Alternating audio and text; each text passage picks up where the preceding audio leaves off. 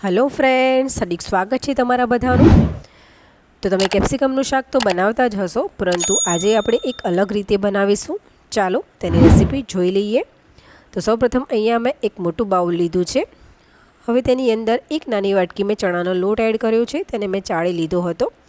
ત્યાર પછી તેની અંદર અડધી ચમચી હળદર એડ કરવાની છે અને 2 ચમચી લાલ મરચું એડ કરીશું। ત્યાર પછી 1 ચમચી ધાણા જીરું એડ કરીશું અને સ્વાદ પ્રમાણે હવે મીઠું એડ કરવાનું છે। તો અડધી ચમચી મેં મીઠું એડ કર્યું છે।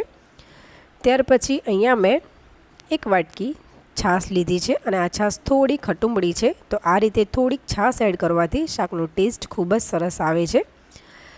હવે મેં હાથની મદદથી મિક્સ કર્યું છે, તમારે જો વિસ્કરની મદદથી મિક્સ કરવું હોય તો પણ તમે કરી શકો છો।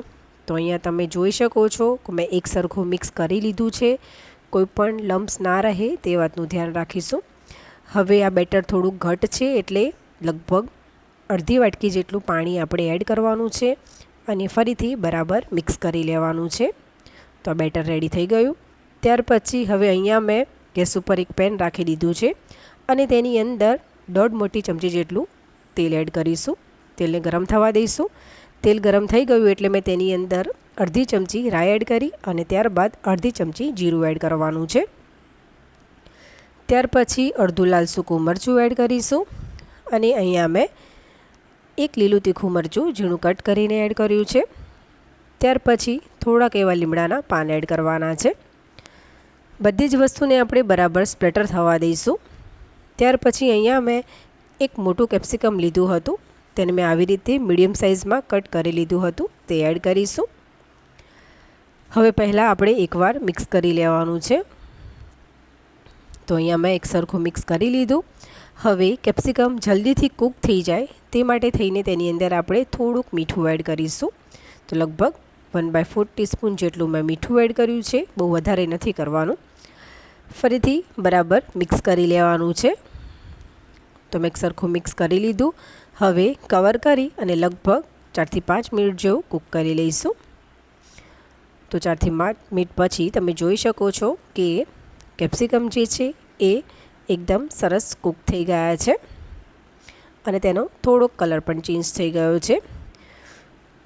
મિક્સ થઈ જાય ત્યાર પછી આપણે જે ચણા લોટનું બેટર બનાવ્યું હતું તે તેની અંદર એડ કરી દેવાનું છે। બેટર એડ થઈ જાય ત્યાર પછી તેની અંદર આપણે બાઉલમાં થોડુંક પાણી એડ કરી અને બરાબર સાફ કરી અને તે પણ એડ કરી દેવાનું। હવે બરાબર મિક્સ કરી લેવાનું। મેં આજે શાક બનાવ્યું છે તેમાં ગ્રેવી ઘટ જ રાખી છે, પરંતુ તમારે જો ગ્રેવી ઘટ ના રાખવી હોય તો તમે અડધીથી પોણી વાટકી બેસન લેશો તો પણ એકદમ પરફેક્ટ શાક બનશે।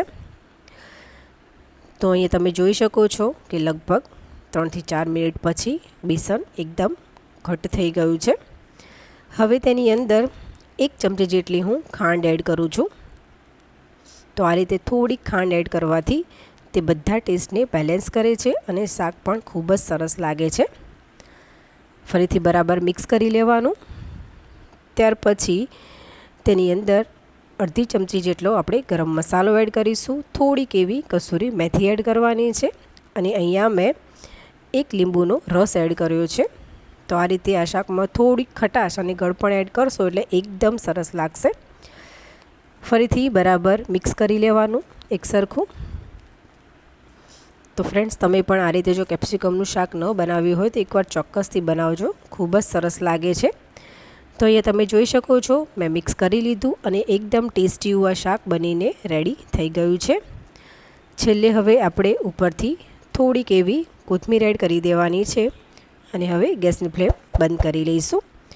ત્યાર પછી તેને મેં એક પ્લેટમાં સર્વ કરી લીધું છે। તો ખરેખર ફ્રેન્ડ્સ, તમે પણ જો આ રીતે આ કેપ્સિકમનું શાક ન બનાવ્યું હોય તો એકવાર ચોક્કસથી બનાવજો, ખૂબ જ મજા આવે છે। તો ફ્રેન્ડ્સ, તમને જો આજની મારી રેસીપી ગમી હોય તો લાઈક કરજો, ફ્રેન્ડ્સ અને ફેમિલીમાં શેર કરજો અને સબસ્ક્રાઈબ કરી બેલ આઇકન જરૂરથી પ્રેસ કરજો, જેથી કરીને મારા બધા વિડીયોની નોટિફિકેશન તમને જલ્દીથી મળતી રહે। તો ચાલો ફરી મળીશું એક નવી રેસીપી સાથે, ત્યાં સુધી આવજો।